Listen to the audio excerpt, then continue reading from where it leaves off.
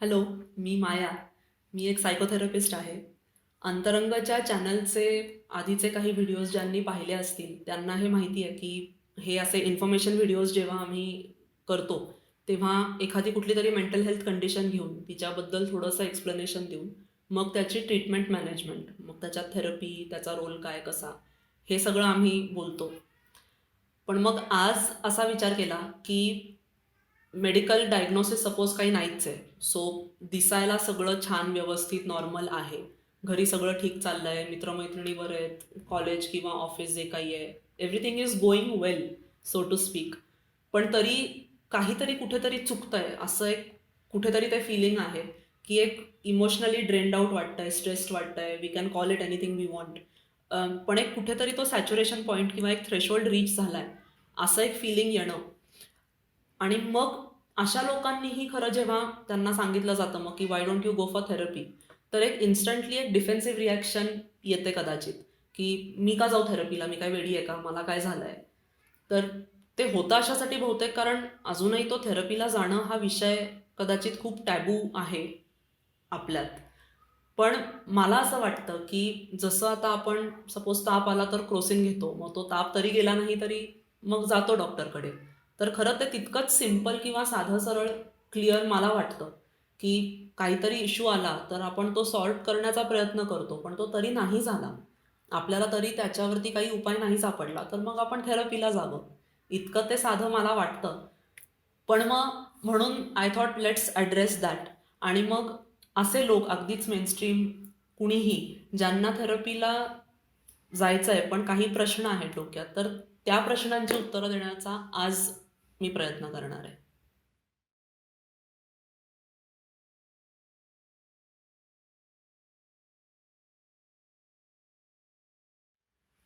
So अगदी fundamental प्रश्न जो म्हणजे दारातून आत येण्याच्या आधीही अनेकांना पडत असेल, की what is the need of therapy, म्हणजे मी थेरपीला जाण्याची काय गरज आहे. माझं तर इतकं मस्त सपोर्ट नेटवर्क आहे, माझे मित्रमैत्रिणी आहेत, कुणीतरी माझा काका आहे, कुणीतरी मावशी आहे, आम्ही चांगलेच बोलतो. Why should I go to a third person, some professional, pay money just to talk to her. तर गमतीत एक असं people call it a paid gossip session, की पैसे भरून गप्पा मारायचं हे काय आहे when I have this network. तर त्याची उत्तरं दोन आहेत खरं. सगळ्यात पहिलं उत्तर हे, की ही चांगलीच गोष्ट आहे, तुमचं जर सपोर्ट नेटवर्क असेल, असायलाच हवं. मस्त आहे ते, बोलायलाच हवं. इनफॅक्ट जे कोणी मित्र असतील, काका मावशी जे कोणी असतील आपले कॉन्फिडंट, त्यांच्याशी बोलणं चांगलंच आहे.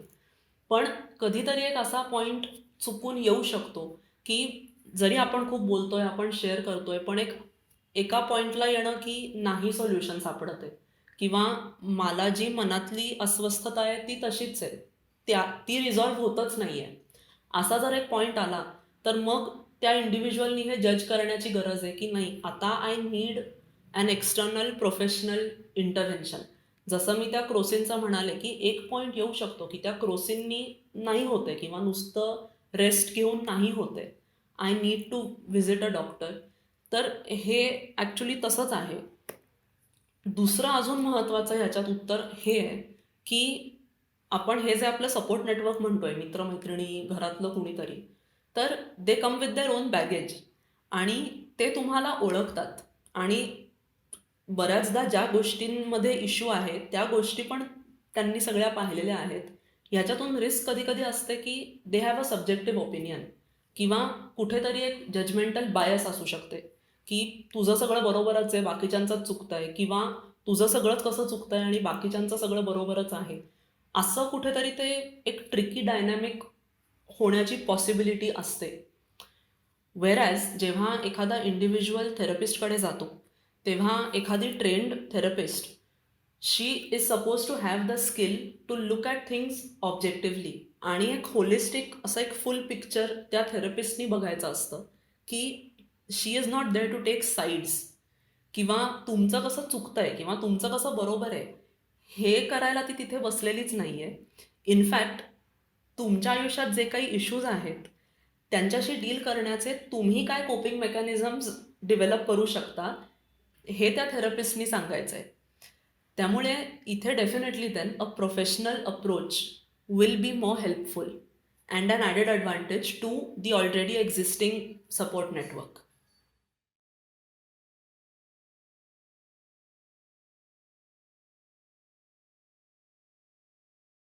दुसरा प्रश्न हा की समज मी झालेच तयार की ठीक आहे आय गो फॉर थेरपी, पण मग what do I expect there, मग तिथे जाऊन नेमकं होणार काय आहे.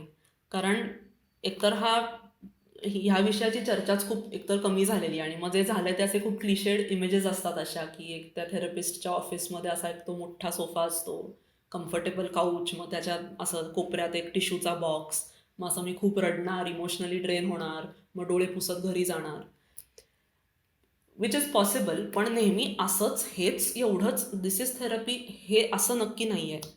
आता इथे येणारे अनेक जण एक काहीतरी पर्टिक्युलर इश्यू घेऊन येतात. सपोज ऑफिसमध्ये काहीतरी पटत नाही आहे किंवा फॅमिली डायनॅमिकमध्ये काहीतरी प्रॉब्लेम आहे किंवा लहान मुलाला अँगर मॅनेजमेंट इश्यू आहे. हा एक पर्टिक्युलर इश्यू घेऊन येणं, मग त्या इश्यूवरती जर काम करायचं असेल तर that my take about 3-4 sessions. तो इश्यू एक्सप्लोर करणं, परत तुम्हाला त्याच्याबरोबर कसं कोप करता येईल हे रिसोर्सेस शोधणं, then maybe it's finished. कधी कधी असं होऊ शकतं की तो इश्यू एक्सप्लोर करता करता आपले काही प्रिव्हियस बिहेवियर पॅटर्न्स आहेत जे अगदी लहानपणापासून डेव्हलप झालेले आहेत, ते एक्सप्लोर करण्याची गरज आहे का, तर कधी कधी मग ते थोडंसं अजून इन डेप्थ जाऊन ते डिस्कस करणं, which can be a little bit sometimes challenging. पण आता अंतरंगमध्ये आज is a creative arts therapy institute. मी स्वतः I have specialised in dance movement psychotherapy. So I have a creative approach in the work. म्हणजे आता आपण येणार, मग समोरासमोर बसणार आणि बोलायचं आहे, हे ऑकवर्ड वाटू शकतं अनेक लोकांना. They might not be comfortable sharing verbally. पण म्हणूनच मग हे बाकी सगळे रिसोर्सेस अवेलेबल आहेत आपल्या इन्स्टिट्यूटमध्ये. जसं आता कुणाला तरी चित्र काढणं खूप आवडू शकतं, मग एक तासभर आम्ही चित्र काढलं किंवा एक तासभर आम्ही नाचलो, मग त्या नाचण्यातून काय अर्थ काढायचा किंवा ते चित्र काढण्यात ते काय त्याचं इंटरप्रिटेशन आहे किंवा ते काढताना मला काय वाटलं आहे किंवा त्याचा अर्थ काय असू शकतो, हे सगळं मग त्या थेरपिस्ट, परत त्या थेरपिस्टचा हा जॉब आहे ते सगळं एक्सप्लोर करणं. पण हे नक्की आहे की असं it is definitely something to look forward to. म्हणजे आमच्याकडे येणारे पण असं असतं की हां नेक्स्ट वीक आपण हे करू ते करूयात. So it's a very dynamic process. It's a definitely a very intimate relationship. खूप आपल्या पर्सनल किंवा प्रायव्हेट गोष्टी तिकडे शेअर केल्या जातात. पण हे पण आहे की ते इतकं शेअर केल्यानंतर डेफिनेटली मग त्याला ते रिस्पेक्ट करून तसे सोल्युशन्स पण शोधले जातात त्या स्पेसमध्ये. पण मग एकच मला असं वाटतं मग की थेरपिस्टकडे जायचं जर ठरलेलं असेल तर थोडंसं एक ओपन माइंड घेऊन जावं. एक ऑलरेडी एक कुणाकुणाचा असा एक ऑलरेडी डिफेन्सिव्ह अप्रोच असतो की बघूच आता हिला काय, ही काय सांगते मला, किंवा मी नाहीच तिला सांगणार खरं खरं सगळं. तर हे करू नये. कारण मला वाटतं की थेरपीला जाण्याचा ऑब्जेक्टिव्ह हा पाहिजे की मी जशी आहे त्याचं रिफ्लेक्शन मला बघायचं आहे, ना की मी अशी काहीतरी इमेज क्रिएट करायची आता त्या थेरपिस्टला इम्प्रेस करण्यासाठी. असं जर ॲटिट्यूड मी घेऊन गेले इमेज क्रिएट करण्याचा, तर I think it might hamper the whole process of therapy and then will be going around in those circles आणि मग खरं काम जे आहे ते बाजूलाच राहील. सो इनफॅक्ट जर दोघांकडून ती कमिटमेंट असेल आणि ते पॅशन असेल ते जाणून घ्यायचं किंवा एक्सप्लोर करण्याचं, तर इनफॅक्ट ती खूप एक इंटरेस्टिंग, इंटरॅक्टिव्ह आणि डायनॅमिक प्रोसेस असते. It is not a very emotionally traumatic situation, मग सगळं बाहेर येणार असं असं काही नसतं ते. छान काम होतं ज्याच्यानंतर the person is left feeling very calm, very peaceful and very sorted.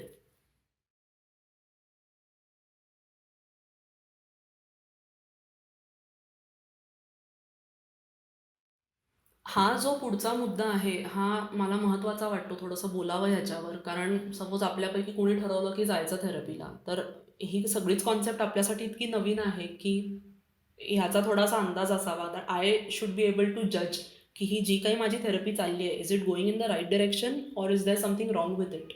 तर हे कसं ठरवायचं. तर राईट डिरेक्शन ची डेफिनेशन सगळ्यात पहिल्यांदा and the most important way to decide that this is okay is की कॉन्फिडेन्शियलिटी मेंटेन होतीये का, which is the most important thing. आता मी स्वतः UK ट्रेंड आहे. आता माझं जे तिथलं असोसिएशन आहे त्याचे जे काही प्रोटोकॉल्स आहेत, रूल्स अँड रेग्युलेशन्स आहेत, तेच नॅचरली सगळे प्रिन्सिपल्स आम्ही इथे अंतरंगमध्ये वापरतो. तर त्याच्यातलं एक एक्झाम्पल असं की आमचा जो कन्सेंट फॉर्म असतो, जो सुरुवातीला आम्ही सही करून घेतो, त्याच्यात एक कॉन्फिडेन्शियलिटीचा क्लॉज आहे मोठा, ज्याच्यात मी सही करते as the therapist to confirm and to basically pledge की आपल्यात हे जे काही बोलणं होतं आहे ते दुसरीकडे कुठेच जाणार नाही किंवा ते दुसरीकडे कुठे रेकॉर्ड होत नाही आहे, दुसरं कुणी ते वाचत नाही आहे किंवा चुकून ऐकत नाही आहे. दिस इज एक्स्ट्रीमली इम्पॉर्टंट. कारण परत आपण थेरपीला येतो आहे तेव्हा आपण खूप गंभीर विषय आणि खूप पर्सनल आणि प्रायव्हेट विषय बोलतो आहे. जोपर्यंत क्लायंटला तो ट्रस्ट नसेल थेरपिस्टमध्ये तोपर्यंत the client will not open up. त्यामुळे ॲन एथिकल थेरपिस्ट, इथे एथिक्स हे खूप महत्त्वाचं की an ethical therapist will make sure that confidentiality is maintained at all costs. मग ती कशी मेंटेन होईल? तर नॅचरली सगळ्यात पहिली गोष्ट की ज्या रूममध्ये फिजिकल स्पेसमध्ये तुम्ही बसलायत ती प्रायव्हेट स्पेस आहे ना, तिला कुठेतरी काहीतरी एक ते कंटेनमेंट आहे ना.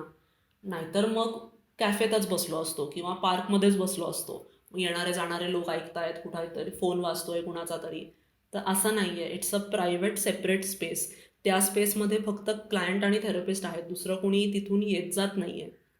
That will be a way to maintain that confidentiality.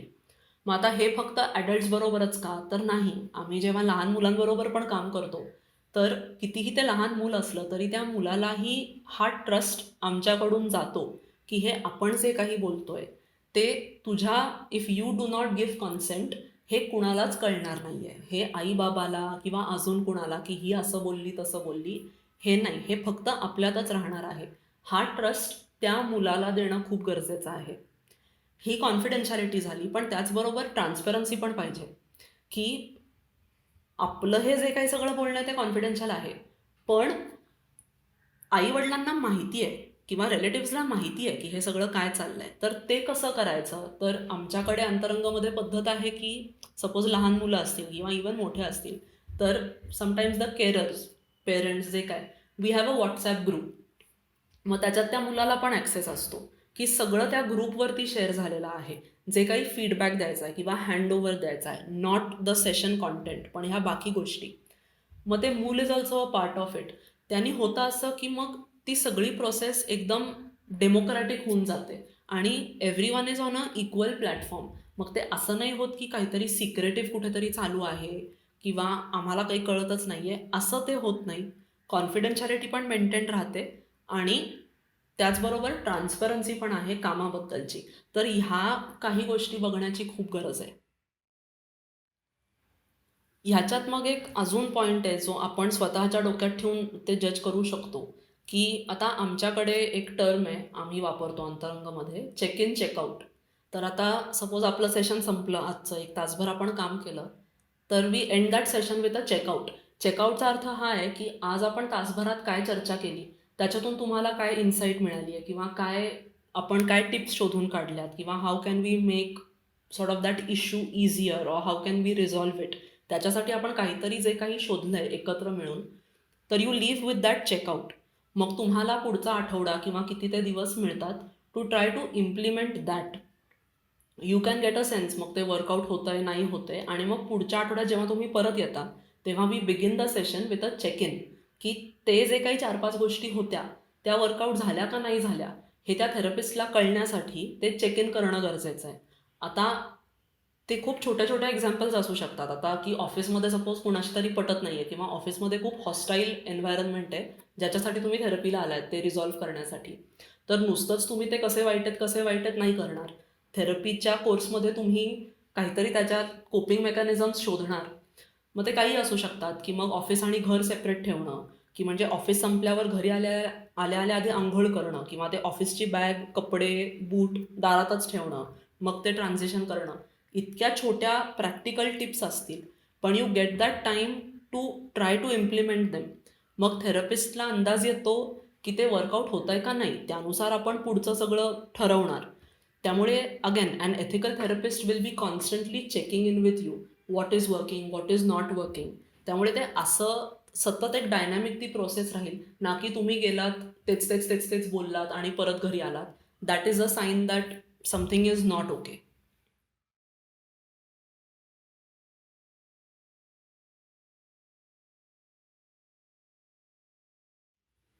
हा प्रश्न ऑलमोस्ट प्रत्येकाचाच असतो, की मला कसं कळेल, की आता हे जे काही काम आहे ते संपवायची वेळ आली आहे किंवा हे सॉर्टेड आहे आता and it's time to leave therapy, हे कसं ठरवायचं? तर आयडियली ही चर्चा क्लायंट आणि थेरपिस्टमध्ये सुरुवातीच्या पहिल्या 1-2 सेशन्समध्ये व्हायला पाहिजे, की हे आपलं लाँग टर्म काम आहे. जसं आपण की ते रूट कॉज एक्सप्लोर करायचं आहे, बिहेवियरल पॅटर्न्स ॲनलाईज करायचे आहेत, तर ह्याच्यात डेफिनेटली थोडा वेळ लागणार. Or is it just one issue, तो इश्यू रिझॉल्व्ह झाला की संपलं, असं असेल तर एक 3-4 सेशन्समध्ये ते होऊन जाऊ शकतं. आम्ही आयडियली असं रेकमेंड करतो की एक मिनिमम 3 सेशन्स तरी द्यावेत. कारण ती ओळख होईपर्यंत एक तो 1 डिग्री ऑफ कम्फर्ट किंवा ट्रस्ट ते सगळं डेव्हलप व्हायलाच थोडा वेळ लागतो. मग त्या इश्यूपर्यंत जाणं, तो एक्सप्लोर करणं. तर आम्ही एक मिनिमम 3 सेशन्स द्यावेत असं आम्ही तरी म्हणतो.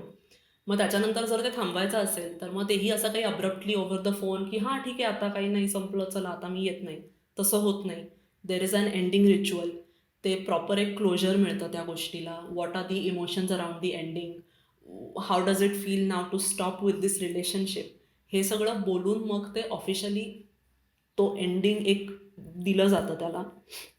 कधी कधी एक असं पण एक्स्ट्रीम असतं पण की क्लायंटची अटॅचमेंटच इतकी झालेली असते थेरपिस्ट बरोबर किंवा थेरपी स्पेस बरोबर किंवा त्या अख्ख्या प्रोसेस बरोबर, की मग ते सोडवत नाहीये म्हणून आपलं जात राहायचं. तर इथे परत it takes an ethical therapist to be able to say की नाही, खरं तर आपलं काम आता संपलेलं आहे, which means that we need to be able also then to stop the work and to say goodbye. कितीही मग ते अवघड असलं तरी गुड बाय म्हणण्याची प्रोसेस पण आपण केली पाहिजे. हे परत एका थेरपिस्टकडून मग येण्याची गरज असते. तर बेसिकली हे व्हेग नसणार आहे. सुरुवातीलाच पहिल्या 1-2 सेशन्समध्ये ही क्लॅरिटी नक्की मिळवायची ॲज क्लायंट्स, की हे नेमकं किती दिवस चालणार आहे किंवा काय, हे डेफिनेटली आपण थेरपिस्टला विचारलं पाहिजे आणि ती क्लॅरिटी सुरुवातीपासूनच आपल्यात असली पाहिजे.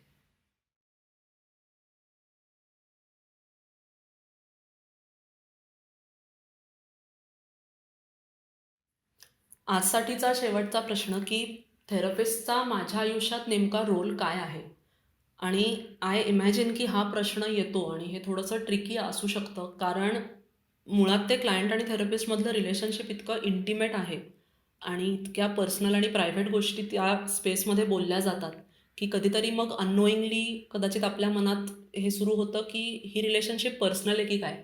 आणि मग आपण कदाचित थेरपिस्टला एक कुठला तरी रोल असाइन करून टाकतो, की ती खूप माझ्या मैत्रिणीसारखी आहे किंवा माझ्या मोठ्या बहिणीसारखी आहे. तर हा त्या थेरपिस्टचा खरं तर जॉब आहे टू मेंटेन, की ते कितीही इंटिमेट जरी झालं, कितीही प्रायव्हेट पर्सनल गोष्टी बोलल्या गेल्या, तरी that relationship is professional. He boundary maintain करणं त्या थेरपिस्टचा रोल आहे. कारण ती बाउंड्री जर संपली, ते जर प्रोफेशनलवरून पर्सनलवर शिफ्ट झालं, तर मग त्या मित्रांमध्ये आणि मग त्या सपोर्ट नेटवर्क जे आहे घरचं, त्यांच्यात आणि या थेरपिस्टमध्ये काही फरकच राहणार नाही. मग ती पण त्यांच्यातलीच एक होऊन जाईल. Then there is no meaning to this work. त्यामुळे ती बाउंड्री सेट अगदी करायला लागते. हे आम्ही सगळ्यांना सांगतो देखील आमच्याकडे येणाऱ्यांना, की सेशन संपलं तर जाऊन कॉफी पिऊयात किंवा कोणीतरी क्लायंटनी म्हणणं, की माझ्या घरी गेट टुगेदर आहे तर तू पण येतेस का? हे नाही असू शकत. सिमिलरली मध्येच काहीतरी WhatsAppवरती मेसेजेस किंवा चॅटच केलं असं नाही असू शकत. आता आपण ऑनलाईन काम शिफ्ट केलेलं आहे कोविडमुळे. पण तिथे पण रूल्स आणि स्ट्रक्चर सेम आहेत. जसं कॉन्फिडेन्शियालिटी, की आता जर मी लॅपटॉपवर आहे, तर आता ह्या रूममध्ये इथे दुसरं कुणीच नाही आहे.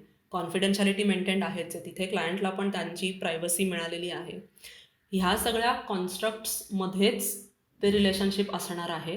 इनफॅक्ट थेरपी जरी संपली ॲट वन पॉइंट आणि असं वाटू शकतं, की आता तर we are not in that working relationship, मग आता काय हरकत आहे कॉफी प्यायला? तरी नाही. कारण परत ते इतकं इंटिमेट काम आहे, की ती प्रोफेशनल बाउंड्री सतत मेंटेन्ड राहणं खूप गरजेचं आहे. त्यामुळे the relationship will always be client therapist. खूप इंटिमेट असेल, पण प्रोफेशनल रिलेशनशिपच असणार आहे ती. सो आय रिअली होप की आज आपण बरीच जी काही चर्चा केली, त्याच्यानी थेरपीबद्दलचं कन्फ्युजन किंवा असा थोडासा तो टॅबू थोडासा तरी क्लिअर आउट होऊन जाईल, असं आय आय रिअली होप. आणि ह्या प्रश्नांव्यतिरिक्त पण जर काही प्रश्न असतील किंवा काही अजून काही शंका असतील इनफॅक्ट जनरली थेरपीबद्दल, तर त्या आम्हाला नक्की कळवा. तुम्ही कळवताच, फोन्स येतात, मेसेजेस येतात, खाली वाटल्यास कॉमेंट्समध्ये पण लिहू शकता. अँड विल डेफिनेटली ट्राय की अजून काही प्रश्न असतील तर त्यांची उत्तरं आम्ही पुढच्या व्हिडिओमध्ये नक्की देऊ. Thank you.